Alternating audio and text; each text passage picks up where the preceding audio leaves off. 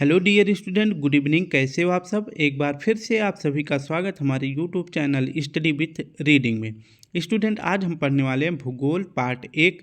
इसके अंतर्गत आज हम सभी ग्रहों, उपग्रहों और सौर मंडल के बारे में पढ़ने वाले हैं, जिससे आने वाले एग्जाम आरओ, एआरओ, यूपीपीएससी और यूपी पुलिस जैसे एग्जामों में बार बार प्रश्न बने हैं। तो बस आप सभी को इतना करना है कि मेरे साथ बने रहें शुरू से लेकर लास्ट तक। आपको इस क्लास से बहुत कुछ सीखने को मिलेगा। तो बस वीडियो को लाइक करें, शेयर करें, कमेंट करें। अगर आप सभी को इसका पीडीएफ चाहिए तो मैं इस वीडियो के कमेंट बॉक्स के नीचे अपना टेलीग्राम लिंक दे दूंगा, आप वहां से इसका पीडीएफ डाउनलोड कर लेना। तो चलिए शुरू करते हैं आज के अपने टॉपिक। सबसे पहले हम पढ़ेंगे खगोलीय पिंड के बारे में, क्योंकि शुरू यहीं से होता है भूगोल की जानकारी। ठीक है, तो सबसे पहले देखते हैं खगोलीय पिंड किसे कहते हैं। तो सूर्य, चंद्रमा तथा वह सभी वस्तुएं जो रात के समय आसमान में चमकती हैं खगोलीय पिंड कहलाते हैं। खगोलीय पिंड में जैसे आपका सूर्य हो जाता है और जितने भी उपग्रह हैं, उल्का पिंड, धूमकेतु, ये सभी जो है खगोलीय पिंड कहलाते हैं। तो इन्हीं को जो है क्या कहते हैं, खगोलीय पिंड कहते हैं। और खगोलीय पिंड जो होते हैं ये तारा होते हैं। ठीक है, इसके अंतर्गत जो है सूर्य भी एक तारा है। सूर्य जो है एक तारा है। यह भी प्रश्न पूछा जाता है कि सूर्य क्या है, तारा है, ग्रह है, धूमकेतु है, उल्का पिंड है। तो आप सभी को अब तो पता हो गया होगा कि सूर्य भी एक तारा है। नहीं तो अगर किसी बच्चों से पूछोगे तो वो कंफ्यूज हो जाएगा। ठीक है, अब हम नेक्स्ट देखते हैं। तारों के विभिन्न समूहों द्वारा बनाई गई आकृतियों को नक्षत्र मंडल कहते हैं। तारों के विभिन्न समूहों द्वारा बनाई गई आकृतियों को नक्षत्र मंडल कहते हैं।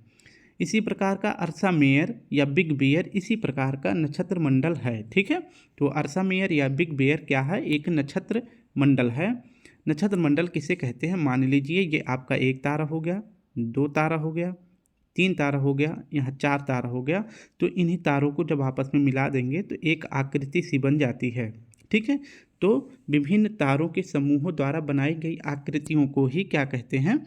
तो इन्हीं आकृतियों को कहते हैं नक्षत्र मंडल। तो नक्षत्र मंडल का नाम पूछे कि नक्षत्र मंडल, किसी भी नक्षत्र मंडल का नाम बताइए, तो आप अर्सा मेयर या बिग बेयर बता देंगे। ठीक है, अब हम देखते हैं। उत्तरी तारा उत्तर दिशा को बताता है। उत्तरी तारा जो है उत्तर दिशा को बताता है। ठीक है, और इसे ध्रुव तारा कहते हैं। तो जो उत्तर दिशा को बताता है उस तारे को क्या कहते हैं? तो उस तारे को ध्रुव तारा कहते हैं। नेक्स्ट है हमारा कि कुछ खगोलीय पिंडों में अपना प्रकाश एवं उष्मा नहीं होता है। तो कुछ खगोलीय पिंडों में अपना प्रकाश एवं उष्मा नहीं होता है, वे तारों के प्रकाश से प्रकाशित होते हैं। ऐसे पिंड ग्रह कहलाते हैं। ठीक है, तो मैंने शुरू में ही बताया था खगोलीय पिंड में के अंतर्गत सूर्य आ जाते हैं, आपका ग्रह आ जाता है, उल्का पिंड आ जाते हैं, धूमकेतु, ये सभी जितने भी खगोलीय पिंड आते हैं उन सभी को तारा कहते हैं।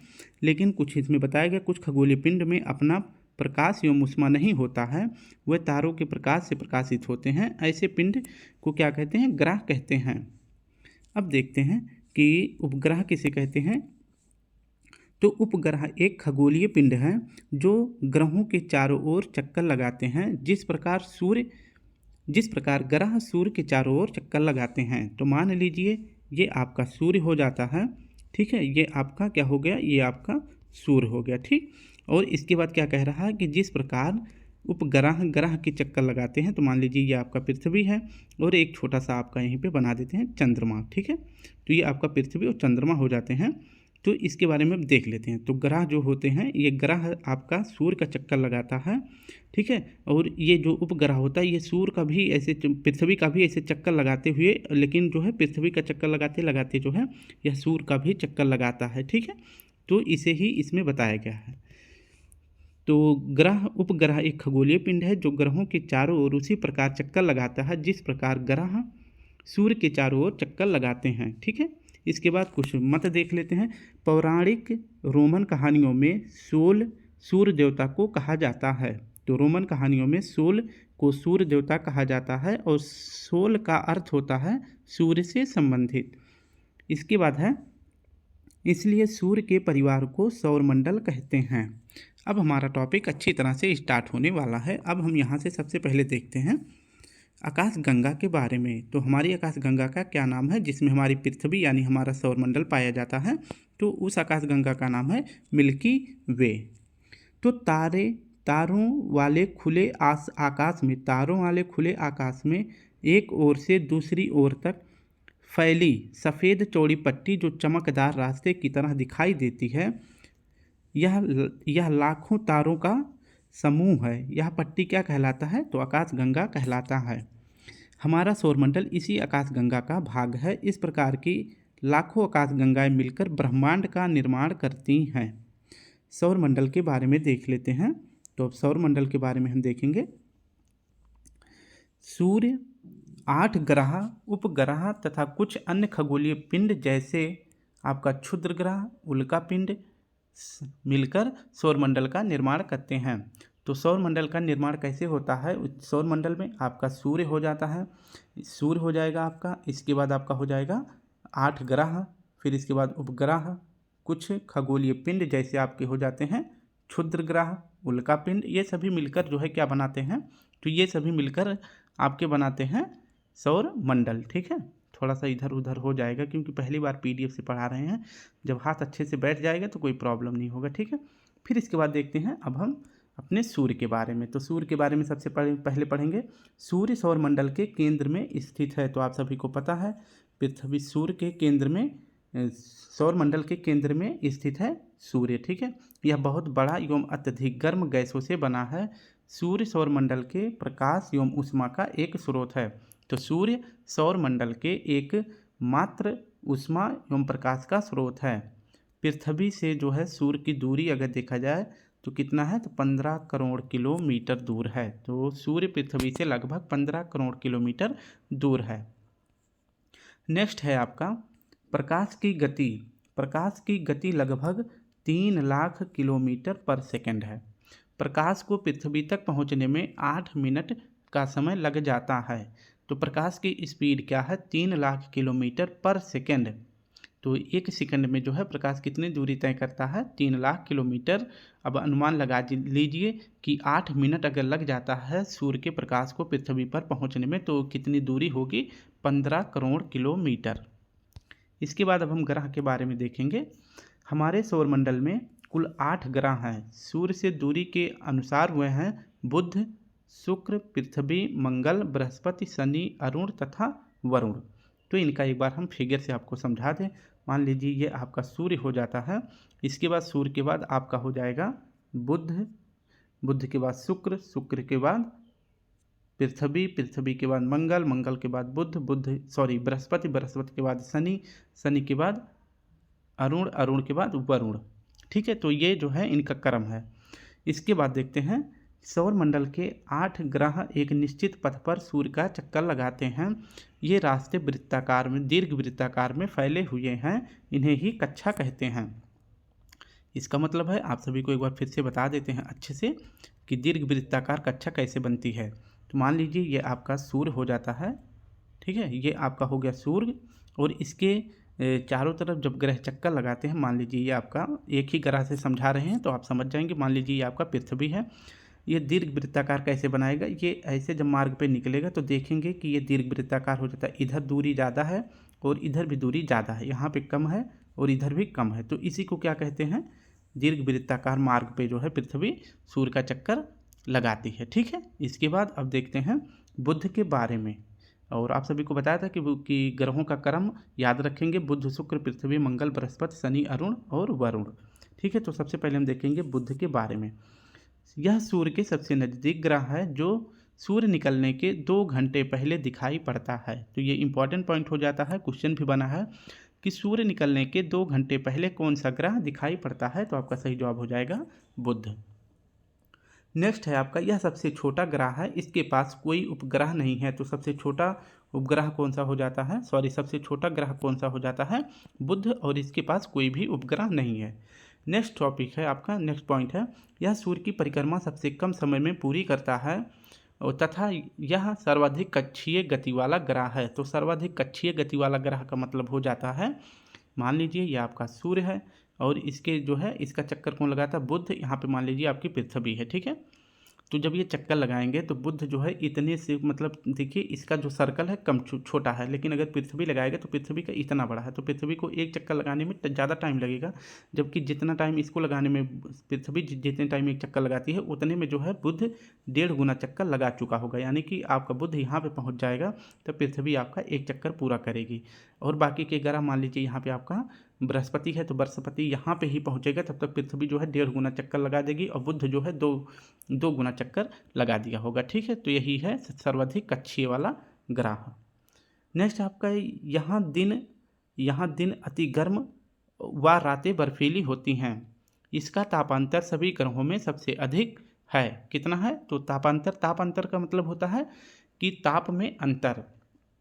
ठीक है, क्योंकि इसके दिन का मान ताप देखिए तो दिन में जो है इसका ताप, मतलब दिन में इसका जो है अंतर क्या होता है, दिन में ये बहुत गर्म हो जाता है बुध ग्रह, और इसके बाद रात में यहाँ पे बर्फीली तूफान चलने लगती है। फिर इसके बाद सुबह हुआ, फिर जो है इसका पूरा टेम्परेचर गर्म हो गया, फिर रात में ठंडी। तो इसी गर्म और ठंडे के बीच को क्या कहते हैं? तापांतर। ठीक है, और कितना अंतर होता है इनके गर्म और ठंडा के बीच में? तो 600 डिग्री सेल्सियस। ठीक है, तो ये आप याद रखें, ठंडा और गर्म। तो इसलिए सबसे पूछे सर्वाधिक तापांतर वाला ग्रह कौन सा है, तो आपका सही जवाब हो जाएगा बुध ग्रह। नेक्स्ट देख लेते हैं, बुध के बाद आपका आ जाता है शुक्र। शुक्र के बारे में देखते हैं। यह पृथ्वी का निकटतम तथा सबसे चमकीला एवं सबसे गर्म ग्रह है। तो पृथ्वी के सबसे निकट कौन सा ग्रह है? तो शुक्र ग्रह है। और इसके बाद सबसे चमकीला ग्रह शुक्र है, सबसे गर्म ग्रह शुक्र है। सबसे गर्म क्यों है? क्योंकि इसके वायुमंडल में 96% तक जो है क्या पाया जाता है? कार्बन डाइऑक्साइड पाया जाता है। इसके बाद है, इसे सांझ का तारा, भोर का तारा कहते हैं क्योंकि यह शाम में पश्चिम दिशा में दिखाई देता है, जबकि मतलब पश्चिम दिशा से उगता है तथा सुबह में जो है पूर्व की दिशा में डूब जाता है। ठीक है, क्योंकि आप सभी को अभी पता लगेगा यह अन्य ग्रहों के विपरीत दक्षिणावर्त चक्रण करता है। यानी कि यह जो है अपना परिक्रमण तो ठीक करता है सभी ग्रहों की तरह। यानी कि मान लीजिए आपका सूर्य है तो सभी ग्रह जो है चक्कर कैसे लगाते हैं? तो सभी ग्रह इस तरह से चक्कर लगाते हैं, 8 ग्रह। ठीक है, लेकिन आपका जो शुक्र है और शुक्र और अरुण दो ऐसे ग्रह हैं। और पृथ्वी, मान लीजिए पृथ्वी आपका चक्कर लगाती है, लेकिन ये कैसे गोल गोल घूमती है अपने स्थान पे? तो ये गोल गोल घूमती है इस तरह से। ठीक है, इस तरह से गोल गोल घूमती है। लेकिन वहीं शुक्र और अरुण कैसे घूमते हैं? तो ये दोनों ऐसे घूमते हैं अपने ही स्थान पे लट्टू की तरह। ठीक है, तो यही कह रहा है कि यह तो इनका जो है ये उगेंगे किस दिशा में? तो ये उगता है पश्चिम में और डूबता है पूरब में। तो शुक्र और अंशु अरुण को, दोनों को याद करने के लिए आप ट्रिक याद कर लेना, अंशु। ठीक है, आज से आपका हो जाएगा अरुण और सा से हो जाएगा शुक्र। ये दो ऐसे ग्रह हैं जिनका जो है उदय किस दिशा में होता है? तो पश्चिम दिशा में होता है, और ये डूबते किस दिशा में है? तो पूर्व की दिशा में डूबते हैं। ठीक है, इसीलिए यह अन्य ग्रहों के विपरीत दक्षिणावर्त यानी क्लॉकवाइज, जिस तरह से आपकी घड़ी चलती है उस दिशा में ये अपने घूर्णन काल पूरा करते हैं। इसे पृथ्वी का भगनी कहते हैं, इसे पृथ्वी का भगनी ग्रह कहते हैं। यह आकार, घनत्व एवं व्यास में पृथ्वी के समान है। इसके पास कोई उपग्रह नहीं है। तो इसके पास भी कोई उपग्रह नहीं है। आपने देखा, बुध के पास भी कोई उपग्रह नहीं है और शुक्र के पास भी कोई उपग्रह नहीं है। अब हम पढ़ेंगे मंगल के बारे में। मंगल से महत्वपूर्ण प्रश्न बनता है कि किस ग्रह को लाल ग्रह कहते हैं? तो आपका सही जवाब हो जाएगा मंगल ग्रह को लाल ग्रह कहते हैं। इसका रंग लाल क्यों होता है? क्योंकि इस पर जो है अधिकतर आयरन ऑक्साइड पाने के कारण इसका रंग लाल होता है। नेक्स्ट है आपका, इसका कक्षीय झुकाव 25 अंश होने के कारण यह पृथ्वी के समान ऋतु परिवर्तन करता है। तो यहाँ पे जो है पृथ्वी के समान ऋतु परिवर्तित होता है। इसके दिन का मान एवं अक्ष का झुकाव पृथ्वी के समान है। इसके दो उपग्रह हैं, फोबोस और डिमोस। क्वेश्चन पूछा जाता है कि फोबोस और डिमोस जो है किस ग्रह के उपग्रह हैं? तो मंगल ग्रह के। ठीक है, नेक्स्ट देख लेते हैं, सौर मंडल का सबसे बड़ा ज्वालामुखी। सौर मंडल का सबसे बड़ा ज्वालामुखी कौन सा है? तो यह है आपका ओलिपस मैसी। तथा सौर मंडल का सबसे ऊंचा पर्वत कौन सा है? तो यह है निक्स ओलंपिया, जो कि माउंट एवरेस्ट से 3 गुना ऊंचा है। तो सौर मंडल का सबसे ऊंचा ज्वालामुखी मंगल ग्रह पे, और सौर मंडल का सबसे ऊंचा पर्वत ये भी मंगल ग्रह पे पाया जाता है, जो कि माउंट एवरेस्ट से 3 गुना ऊंचा है। अब हम आगे देख लेते हैं बृहस्पति ग्रह के बारे में। यह सौरमंडल का सबसे बड़ा ग्रह है। तो सौरमंडल का सबसे बड़ा ग्रह है बृहस्पति। इसे अपनी धुरी पर चक्कर लगाने में 10 घंटा, यानी कि लट्टू की तरह अपने ही जगह पे घूमने में इसे 10 घंटा लगता है, जबकि सूर्य की परिक्रमा करने में इसे 12 वर्ष लगता है। इसका सबसे बड़ा उपग्रह है गैनीमेड, यानी यह सौरमंडल का सबसे बड़ा उपग्रह है। ठीक है, और इसका रंग है पीला कलर का। ठीक है, अब नेक्स्ट देख लेते हैं हम शनि ग्रह के बारे में। शनि ग्रह यह आकार में दूसरा सबसे बड़ा ग्रह है। तो सबसे बड़ा ग्रह कौन सा है? बृहस्पति, और दूसरे नंबर का सबसे बड़ा हो जाता है आपका शनि। इसके चारों ओर वलय पाया जाता है। इसकी वलयों की संख्या 7 है। वलय का मतलब एक बार आप सभी को बता दें कि मान लीजिए ये आपका शनि ग्रह हो गया, इसमें वलय की तरह इस तरह से जो ऐसे बनी रहती है, इस तरह की आकृति, इसे ही वलय कहते हैं। तो इसमें जो है वलयों की संख्या कितनी है? 7 है। इसका घनत्व सभी ग्रहों एवं जल से भी कम है। तो इसका घनत्व जो है सभी ग्रहों में कम है। इतना हल्का इसका घनत्व है कि इसे अगर पानी के ऊपर फेंक देंगे तो ये तैरने लगेगा। नेक्स्ट है आपका शनि का सबसे बड़ा उपग्रह कौन सा है? तो शनि का सबसे बड़ा उपग्रह है टाइटन। ठीक है, और वहीं अगर बृहस्पति की बात करें तो उसका हो जाता है गैनीमेड। देखते रहेंगे, याद हो जाएगा। ठीक है, इसके बाद जो सौरमंडल का दूसरा सबसे बड़ा उपग्रह है, तो सौरमंडल का दूसरा सबसे बड़ा उपग्रह कौन सा है? टाइटन। और सौरमंडल का सबसे बड़ा उपग्रह हो जाता है गैनीमेड, जो कि बृहस्पति का है। नेक्स्ट देख लेते हैं हम अरुण के बारे में। यह आकार में तीसरा सबसे बड़ा ग्रह है। इसकी खोज जो है 1781 में विलियम हर्शेल ने की थी। ठीक है, यह अपने अक्ष पर पूर्व से पश्चिम की ओर यानी क्लॉकवाइज घूमता है। मैंने आप सभी को बताया है कि 2 ग्रह हैं, एक तो आपका हो जाता है शुक्र और दूसरा हो जाता है अरुण। तो इसको ट्रिक से मैंने बताया था, अंशु याद कर लेंगे। बहुत लोगों का नाम होता है अंशु, तो इसे याद कर लेंगे। ये 2 ग्रह जो है कैसे चक्कर लगाते हैं? अपने ही स्थान पे, मतलब कि घूर्णन काल इनका कैसा है? तो ऐसे घूमते हैं। ठीक है, ऐसे ऐसे घूमते हैं।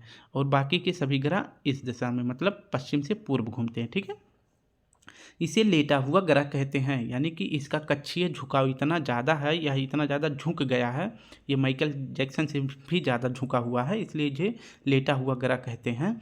इसका सबसे बड़ा उपग्रह कौन सा है? तो टाइटेनिया है। तो टाइटेनिया किस ग्रह का सबसे बड़ा उपग्रह है? तो आपका सही जवाब हो जाएगा वरुण का। ठीक है, सॉरी, अरुण का। अब हम वरुण के बारे में देख लेते हैं। वरुण की खोज जो है किसने करी थी? तो वरुण की खोज किया गया था जॉन गाले के द्वारा। और कब किया था? तो 1846 ईस्वी में। इसके बाद है यह सूर्य से सबसे दूर स्थित ग्रह है। यह हरे रंग का है। यह क्वेश्चन पूछा गया है कि किस ग्रह का रंग हरा है? तो आपका सही जवाब हो जाएगा वरुण का।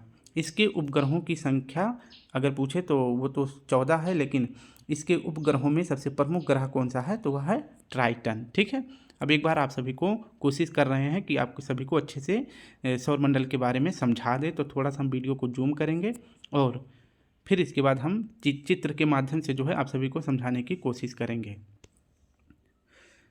तो ये मान लीजिए आपका हम बनाने जा रहे हैं सौर परिवार। तो पहले पे आपका ये हो जाता है पृथ्वी, सॉरी सूर्य हो जाएगा। इसके बाद सबसे छोटा ग्रह आपका बुध, बुध से थोड़ा बड़ा आपका हो जाएगा शुक्र। ठीक है, सॉरी इतना दूर नहीं तो जगह नहीं बचेगा। ये आपका शुक्र हो गया, ये आपका पृथ्वी इससे थोड़ा बड़ा हो जाता है। और जब बचता है आपका मंगल, मंगल ग्रह जो है पृथ्वी से छोटा है, शुक्र से थोड़ा बड़ा है। बृहस्पति जो है सबसे बड़ा है, आप सभी को पता है सबसे बड़ा बृहस्पति हो जाता है। बृहस्पति से छोटा जो है आपका शनि ग्रह हो जाता है, और शनि से जो है छोटा आपका हो जाता है अरुण। ठीक है, आपका हो जाता है अरुण ग्रह। थोड़ा पास बनाएंगे, नहीं तो अभी वरुण के लिए तो बोलेगा कि हमको जगह ही नहीं दी है। तो मान लीजिए ये पृथ्वी से बड़ा रहेगा, क्योंकि आप इतना तो समझ ही रहे हैं। तो इनका ये क्रम है। ठीक है, इसके बाद आपका ये हो जाता है आपका अर्थ। तो मैं यहाँ पे लिख देता हूँ, ये थोड़ा सा आप एक एक ग्रह समझाएंगे। ये आपका हो जाता है अर्थ, ये आपका हो जाता है जुपिटर यानी बृहस्पति, ये आपका शनि, ये आपका सटर्न, और इसके बाद यूरेनस, यू लिख दिया। और ये आपका हो जाएगा, सॉरी ये नहीं लिखा जाए, ये नहीं लिख मिलेगा क्योंकि यहाँ पे यन होना चाहिए, नेपच्यून। ठीक है, इसके बाद ये आपका हो जाएगा मार्स, एम फॉर मार्स। ये आपका हो जाएगा वी फॉर वीनस। और ये हो जाएगा आपका मरकरी, एम। ठीक है, चलो सब तो लिख दिया अच्छे से। ठीक है, और ये आपका हो जाता है सन। तो इसमें जो है सबसे नज़दीक कौन सा ग्रह है? तो आपका हो जाएगा मरकरी यानी बुध, बुध के बाद शुक्र जो है ये पृथ्वी के सबसे नज़दीक का ग्रह है। और मंगल और बृहस्पति हाँ, मंगल और बृहस्पति के बीच जो है छोटे छोटे क्या पाए जाते हैं, क्षुद्र ग्रह पाए जाते हैं। ठीक है, इसको आप याद रखेंगे। ऐसे जो है इसकी पेटी में क्षुद्र ग्रह पाए जाते हैं। आप सभी को बता दें कि जो है खगोल शास्त्रियों का ऐसा मानना है कि जो ये छोटे छोटे क्षुद्र ग्रह हैं ये मंगल ग्रह से ही टूटकर बने हैं, क्योंकि इनका आकार देखेंगे तो जो है बुध की तरफ से देखेंगे तो इनका आकार जो है कैसे ऐसे बढ़ता जा रहा है। ठीक है, ऐसे बढ़ता जा रहा है, फिर यहाँ से जो है इनका आकार ऐसे घटता जा रहा है। ठीक है, तो ये बताया गया है कि मंगल जो है छोटा कैसे हो गया, तो यही अनुमान लगाया गया कि जो ये छोटे छोटे क्षुद्र ग्रह हैं ये मंगल के ही टुकड़े हैं। ठीक है, क्योंकि ये टूट गए, घर्षण की वजह से टूट गए और बिखर गए हैं। तो ये आप याद रखेंगे। अब यहाँ पे सबसे इम्पॉर्टेंट होता है कि बाह्य ग्रह और आंतरिक ग्रह किसे कहा जाता है, तो आपका सही जवाब हो जाएगा। सबसे पहले देख लेते हैं। तो इतने जो ग्रह होते हैं आपके ये कहलाते हैं आंतरिक ग्रह, आफार आंतरिक हो जाएगा। और इसके बाद जो ये बाहर के 4 ग्रह हैं इनको क्या कहा जाता है, बाह्य ग्रह। ठीक है, तो बाद से बाह्य ग्रह हो जाएगा, ये आप याद रखेंगे। इसे जो है ये 4 ग्रह जो हैं, ये 4 ग्रह जो है आपके ठोस हैं और बाकी की ये जो 4 ग्रह हैं ये आपका गैसीय हैं। ठीक है, ये आप याद रखेंगे और इनका क्रम भी याद रखेंगे। सबसे बड़ा आपका हो जाता है जुपिटर, फिर शनि, फिर यूरेनस, फिर आपका नेपच्यून। इसके बाद आपका हो जाता है आकार में 5वां सबसे बड़ा ग्रह हो जाता है आपका पृथ्वी। ठीक है, ये पृथ्वी आपका 5वें नंबर पर हो जाता है और 6ठे नंबर पर आपका हो जाता है मंगल। ठीक है, मंगल हो जाता है। 7वें पर आपका शुक्र हो जाता है और 8वें पर आपका मरकरी हो जाता है। ठीक है, तो ये आपको समझ में आ गया होगा। अब हम आगे देखते हैं। अब वीडियो को जो है जूम इन कर देते हैं क्योंकि अच्छे से समझ में आ गया होगा आप सभी को। अब देख लेते हैं कुछ खगोलीय पिंड जिन्हें बौने ग्रह की श्रेणी में रखा गया है। तो बौने ग्रह कौन कौन से हैं, तो ये आप सभी को पता है प्लूटो को भी बौने ग्रह की श्रेणी में रख दिया गया है, क्योंकि 2006 में प्राग में एक सम्मेलन हुआ था। इसी में जो है प्लेटो को जो है ग्रह की श्रेणी से निकालकर बौने ग्रह की श्रेणी में रख दिया गया। और बौने ग्रह कौन कौन से हैं, तो एक तो आपका सीरस हो जाएगा, एक है आपका 2003 यूबी 313। तो ये 3 कुछ बौने प्रमुख ग्रह हैं, इन्हें भी आप याद रखेंगे। ठीक है, अब हम देखेंगे अपनी पृथ्वी के बारे में, क्योंकि पृथ्वी के बारे में नहीं पढ़ाया था। और आप सभी को बता दें कि पृथ्वी के बारे में बहुत अच्छी तरह से पढ़ाएंगे, क्योंकि आपको पता है कि पृथ्वी से जो है क्वेश्चन बनता ही है, इसलिए थोड़ी सी जानकारी सौरमंडल के आधार पर इसमें भी दे देते हैं। इसके बाद हम नेक्स्ट जो है पृथ्वी के ही बारे में पूरी विस्तृत जानकारी लेने वाले हैं। तो सूर्य से दूरी के हिसाब से यह तीसरा सबसे बड़ा ग्रह है, तीसरा ग्रह है सूर्य से दूरी के आधार पर देखेंगे। तो सबसे पहले आपका ये सूर्य हो जाएगा, फिर इसके बाद आपका बुध, बुध के बाद आपका शुक्र, शुक्र के बाद आपका पृथ्वी। ठीक है, तो ये तीसरा ग्रह ही हो जाएगा। ठीक है, अब देख लेते हैं। आकार में यह 5वां सबसे बड़ा ग्रह है, मैंने बताया था। सबसे बड़ा हो जाता है आपका बृहस्पति, फिर शनि, फिर अरुण, फिर वरुण, फिर पृथ्वी। इसके बाद यह ध्रुवों के पास थोड़ी चिपटी है। आपकी पृथ्वी जो है ये आपके पास मान लीजिए पृथ्वी है, ये ध्रुवों पर जो है थोड़ी चिपटी हुई है, मतलब ये थोड़ा अंडे की आकार के, मतलब मान लीजिए इस तरह से कुछ आपका पृथ्वी है। ठीक है, इतना नहीं चिपटा है लेकिन चिपटा है। ठीक है, अभी इस पर तो इतना अच्छे से बनेगा नहीं, तो अगर कलम और कॉपी से मैं बहुत अच्छे से पढ़ा लेता हूँ और स्क्रीन पे पढ़ाना कुछ मुश्किल लगता है इसलिए, और समझाने में भी थोड़ी सी हड़बड़ाहट होती है। यह ध्रुवों के पास जो है थोड़ी चिपटी होती है, तो ध्रुव यही होते हैं। ठीक है, यानी कि ध्रुव ये हैं, चिपटी है, यही कारण है कि इस आकार को भूआब कहते हैं। जो चिपटी है इसी आकार को क्या कहते हैं, इसी आकार को भूआब कहते हैं। ठीक है, ये आप याद रखेंगे। भूआब का अर्थ होता है पृथ्वी के समान। इसे नीला ग्रह कहते हैं, क्योंकि आप सभी को पता है कि पृथ्वी पर जो है कितना प्रतिशत, 70 क्या, अब तो 71% जो है क्या है, जल है। पृथ्वी का एकमात्र उपग्रह कौन सा है, वो चंद्रमा है। तो अब हम चंद्रमा के बारे में देख लेते हैं और चंद्रमा के बारे में थोड़ी विस्तृत जानकारी लेंगे। तो सबसे पहले हो जाएगा चंद्रमा का अध्ययन करने वाला विज्ञान क्या कहलाता है, तो यह कहलाता है सेलेनोलॉजी। इसके बाद है आपका चंद्रमा पर धूल के मैदान को क्या कहते हैं, तो शांति सागर कहते हैं। चंद्रमा को जीवाश्म ग्रह भी कहते हैं। पृथ्वी से चंद्रमा का 57% भाग ही दिखता है। ठीक है, क्योंकि जो चंद्रमा का घूर्णन है और परिक्रमण काल, ये दोनों एक ही समय का, मान लीजिए कि इसका घूर्णन काल 5 दिन का है, तो इसका जो ये परिक्रमण कर रहा है ये भी 5 ही दिन का है। तो इसलिए जो है पृथ्वी से चंद्रमा का सिर्फ 57% भाग ही दिखता है। चंद्रमा का व्यास की बात करें तो 3480 किलोमीटर चंद्रमा का व्यास है। इसके बाद देखते हैं, चंद्रमा पृथ्वी की एक परिक्रमा लगभग 27 दिन 8 घंटे में पूरा करता है और इतने ही समय में अपने अक्ष पर घूर्णन करता है। इसीलिए पृथ्वी से चंद्रमा का 57% भाग ही दिखता है। सूर्य के संदर्भ में चंद्रमा की परिक्रमा की अवधि की बात करें तो 29.53 दिन लगता है, 29.53 दिन लगता है चंद्रमा को सूर्य का एक परिक्रमा पूरा करने में। इस समय को क्या कहते हैं? चंद्रमास या साइनोडिक मास भी कहते हैं। इसके बाद देखते हैं, ज्वार उठने के लिए अपेक्षित सौर एवं चंद्रमा की शक्तियों का अनुपात कितना है? तो 11:5 है। ठीक है, ज्वार उठने के लिए अपेक्षित सौर एवं चंद्रमा की शक्तियों का अनुपात कितना है? तो 11:5 है। नेक्स्ट है आपका सुपर मून किसे कहते हैं? तो जब चंद्रमा पृथ्वी के सबसे निकट होता है तो उसे सुपर मून कहते हैं। तो जब चंद्रमा पृथ्वी के सबसे निकट होता है तो उसे सुपर मून कहते हैं। इसके बाद है आपका चंद्रमा एवं पृथ्वी के बीच की औसत दूरी कितनी है? तो 3,84,000 किलोमीटर, इतना आप याद रखेंगे। अगर ज़्यादा इंपॉर्टेंट हो तो 365 किलोमीटर भी याद रख लेना। तो सी ऑफ ट्रैंक्विलिटी कहाँ पर स्थित है? तो यह चंद्रमा पर स्थित है। ऐसा माना जाता है कि जहाँ पर अमेरिका का अपोलो 11 जो 1969 में भेजा गया था, तो चांद के जिस जगह पे उतरा था अपोलो 11 जहाज, जहाँ पे वो लैंड किया था, तो उसी जगह को जो है क्या नाम दे दिया गया? सी ऑफ ट्रैंक्विलिटी नाम दे दिया गया। ठीक है, अब आगे देख लेते हैं बौने ग्रह के बारे में, क्योंकि आज जो है हम सोचते हैं कि जितने भी सौरमंडल के पिंड हैं उन सभी के बारे में जानकारी कर लें। इसके बाद कल के वीडियो में हम पृथ्वी से संबंधित जानकारी कलेक्ट करेंगे, जहाँ से प्रश्न भी बनते हैं। तो बौने ग्रह को देखते हैं। तो मैंने बताया था यम यानी प्लूटो, इसको जो है IAU ने इसका नया नाम क्या रखा है? तो 134 इसका नाम रखा गया है। और क्लाइड टॉम्बो ने 1930 में इसको खोजा था। तो प्लूटो को किसने खोजा था? तो क्लाइड टॉम्बो ने 1930 में। अगस्त 2006 की IAU की प्राग सम्मेलन में ग्रह कहलाने के मापदंड पर खरे ना उतरने के कारण यम को जो है ग्रह की श्रेणी से अलग कर बौने श्रेणी में रख दिया गया। ठीक है, सेरस की खोज इटली के खगोलशास्त्री पियाजी ने किया था। चेरान भी एक बौना ग्रह है। और इसके बाद 2003 UB 313 जिसे इरिस भी कहते हैं, यह भी एक बौना ग्रह है। ठीक है, तो इस प्रकार से हमने बौने ग्रह के बारे में देख लिया। अब हम देखेंगे क्षुद्र ग्रह के बारे में। क्षुद्र ग्रह किसे कहते हैं? तारों, ग्रहों एवं उपग्रहों के अतिरिक्त असंख्य छोटे छोटे पिंड भी सूर्य की परिक्रमा करते हैं। इन पिंडों को क्षुद्र ग्रह कहते हैं।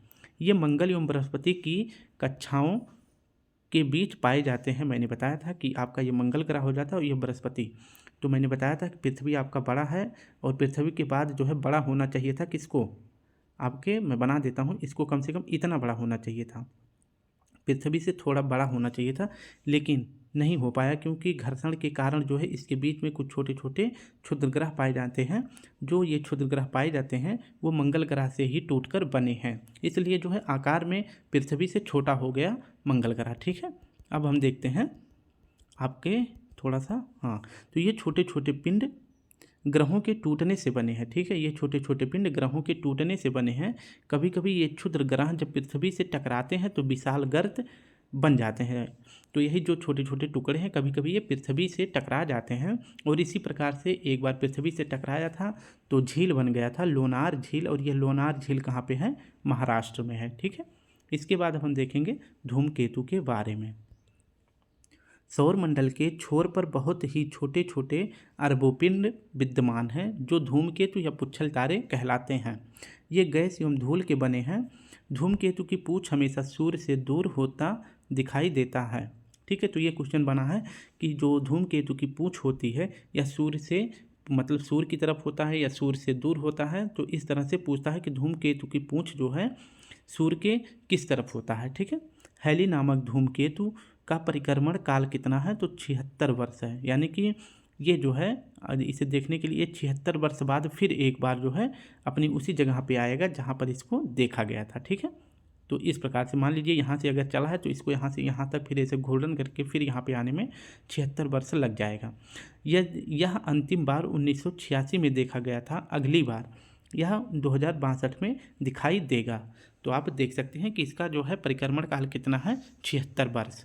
ठीक है, और यह फिर जो है दोबारा कब दिखाई देगा? तो 2062 में। तब तक हम सब शायद हम रहें ना रहें, फिर इसे देखेंगे कौन? आप सबके बच्चे देखेंगे। ठीक है, इसके बाद देख लेते हैं उल्का पिंड के बारे में। तो सूर्य के चारों ओर चक्कर लगाने वाले पत्थरों के छोटे छोटे टुकड़ों को उल्का पिंड कहते हैं। कभी कभी ये उल्का पिंड इतने करीब आ जाते हैं कि इनकी प्रवृत्ति पृथ्वी पर गिरने की हो जाती है। ठीक है, इस प्रक्रिया के दौरान वायु के साथ घर्षण होने के कारण ये गर्म होकर जल जाते हैं। ठीक है, तो इस प्रकार से हमने देख लिया पूरा सौरमंडल के बारे में। अब जो है कल के वीडियो में हम पढ़ने वाले हैं पृथ्वी के बारे में। ठीक है, अगर आप सभी को वीडियो अच्छी लगे तो प्लीज़ वीडियो को लाइक शेयर कमेंट जरूर करें, और कल फिर मिलते हैं एक नए टॉपिक के साथ। तब तक के लिए आप सभी को प्यारा सा जय हिंद, जय भारत।